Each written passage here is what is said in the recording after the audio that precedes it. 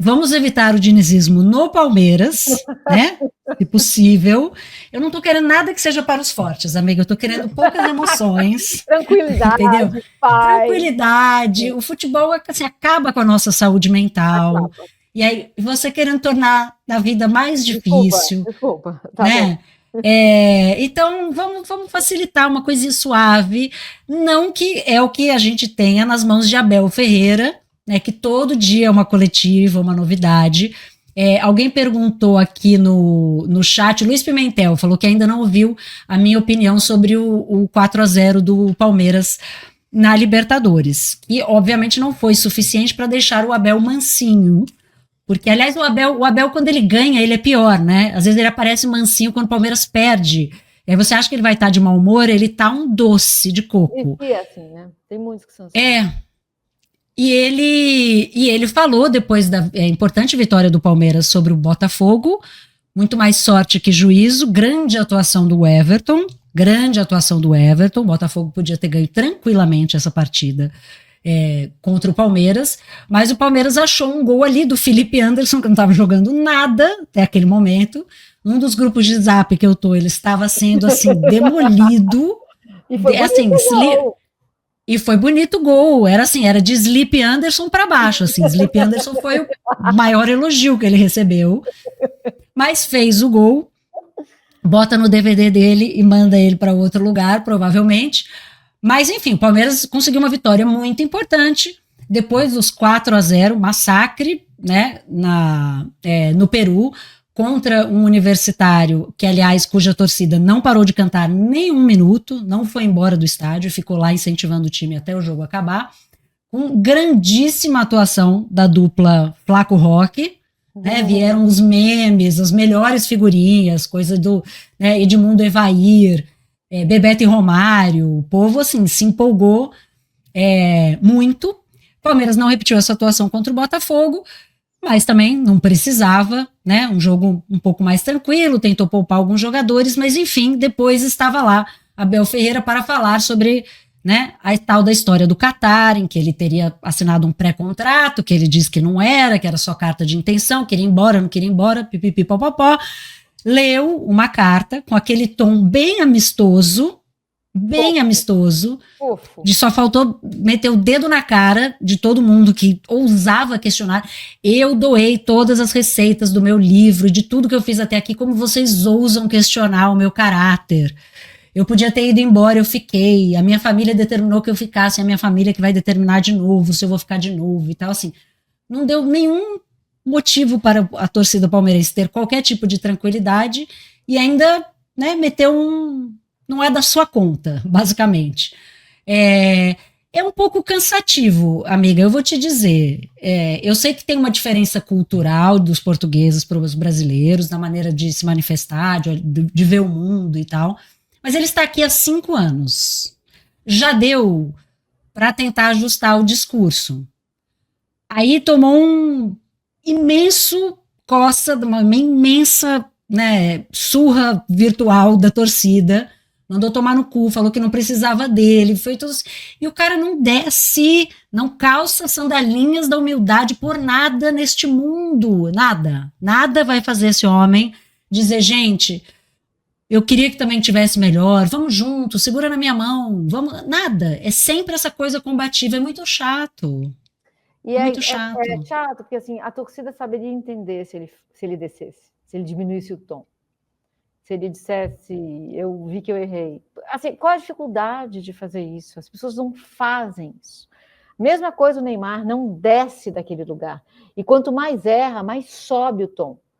Mais aumenta, mais grosseria. Assim, eu tenho muita dificuldade de prestar atenção no que o Abel fala por causa daquele casaco, que eu fico pensando assim, eu quero esse casaco, eu quero esse casaco, eu quero esse casaco. É muito bonito. Puma, manda o casaco de guerrilheiro comunista pra gente, que a gente gosta muito desse De casaco. luta de independência, assim, liderança, né, de guerrilha, assim, é muito bonito o casaco. Ele fala com esse tom mesmo de quem está numa guerra, né? Ele não está numa guerra. Aí é que tá, ele não está numa guerra. Eu até entendo que ele gosta do nós contra eles, que é uma coisa que a torcida do Palmeiras gosta também, tá tudo certo.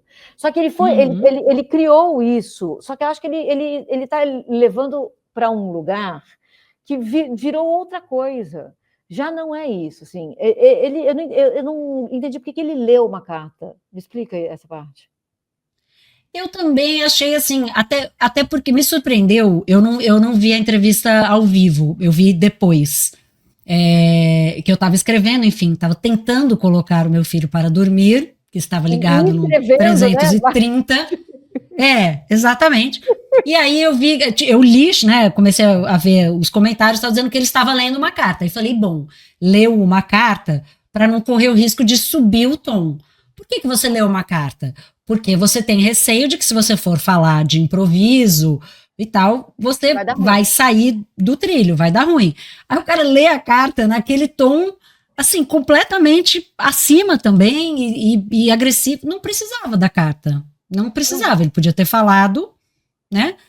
Acho que realmente, como tem uma questão jurídica aí, na qual o Palmeiras se envolveu para tirá-lo desse imbróglio, talvez tenha uma preocupação de ele não falar nada, né, que possa complicar essa situação.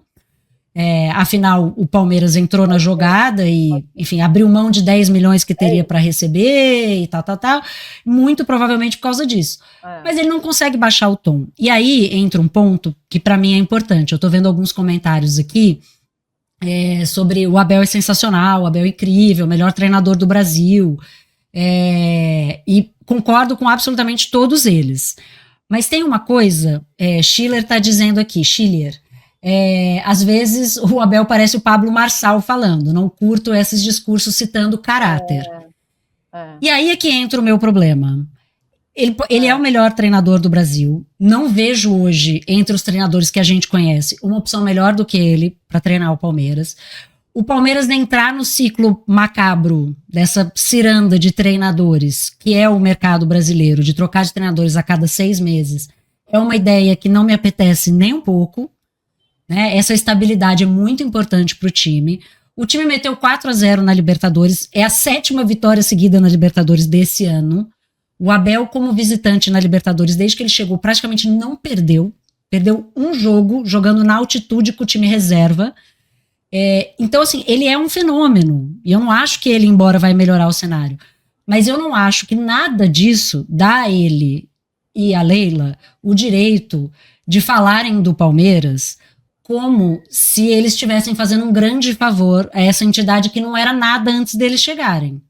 Com todo o respeito, eles não eram nada até chegarem ao Palmeiras. A Leila era, obviamente, uma bilionária de sucesso empresarial, mas ninguém sabia que ela existia. O Abel estava começando o seu trabalho no futebol profissional, treinando o grande PAOK do futebol grego. Então, eles sem o Palmeiras, de fato, não tinham nenhuma expressão. O Palmeiras já era um dos maiores clubes do futebol sul-americano. Então, com todo o reconhecimento ao fato de que o Palmeiras tem 3 Libertadores e 2 são com o Abel, reconhecendo isso, eu acho que falta um pouco dessa humildade. E isso, para mim, tá acima do resultado, acima dos títulos, acima de qualquer coisa, sabe? E eu sei que é um pouco, talvez pareça às pessoas uma coisa mimada, de você só pode se incomodar com isso por todos os títulos que ganhou nos últimos anos. Talvez.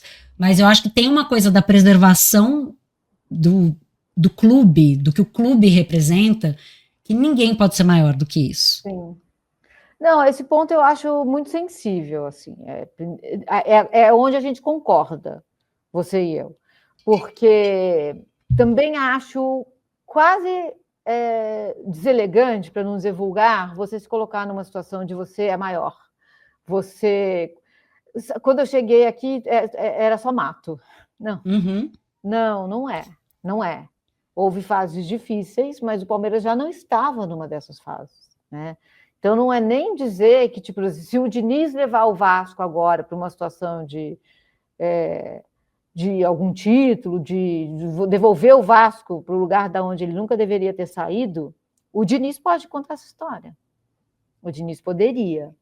Mas eu acho que não é exatamente a história do Abel, embora ele seja, assim, o maior treinador do clube, de um dos clubes mais tradicionais do mundo. Ele é o maior treinador da história de um dos maiores clubes do mundo. É bastante coisa. A Leila é a presidente, na fase mais vencedora, de um dos maiores clubes do mundo. É muita coisa, não está suficiente para eles? Eles querem mais? Mas aí, onde a gente começa a discordar, é que eu entendo o Abel, a mágoa, talvez porque eu seja canceriana, assim, mas eu entendo a mágoa, o rancor, eu fiz tanto por essa gente, e agora ninguém quer me pegar no colo quando eu mais preciso. É isso que ele está dizendo, de uma maneira muito também infantil, com essa braveza toda, e com essa voz, e essa coisa de, é a minha família que vai decidir, gente... Não é. Me dá uma raiva quando fala assim: quem manda em casa é minha patroa. Ai, Alice, nossa senhora. E a, e Alicia. a, e a pessoa acha que ela está sendo feminista por dizer que é a mulher que manda. Isso que é pior. É. Não, não façam Quem isso. é que veste as calças nesta casa? Essa é a melhor de todas. Que assim, gente, é óbvio que a família participa, né? Mas é óbvio que ele também, assim, tudo dando certo, é uma família que senta e fala o que a gente vai fazer. E cada um coloca lá seus argumentos. E muito certo, tudo muito bem, mas assim, não é a família que manda, gente. Ai, já vi a palavra neoliberal, gostei. Há uma ideologia neoliberal que permeia. E peraí, deixa lá, Felipe, por favor. Eu não, o Felipe acha que eu tenho leitura dinâmica. Não, isso, volta lá, do Chan. Obrigada, Isso. Felipe. Gestalt de Abel Leila, que ignora propositalmente o que há de coletivo. Exatamente, exatamente. E que a gente chega nesse lugar do coach, que agora que começa a ter uma transição para esse lugar do, sabe, essa Pablo Marçalização das nossas vidas, não só no tom em que a mensagem é colocada, mas também nessa coisa que a seleção, o Tite colocou lá na concentração, frases na parede, pichar, né? Não é pichada, imagina se eu fazer isso, mas frases motivacionais. Gente, pelo amor de Deus, o que o futebol está virando, agora o Fluminense vai virar SAF, é desesperador. É desesperador.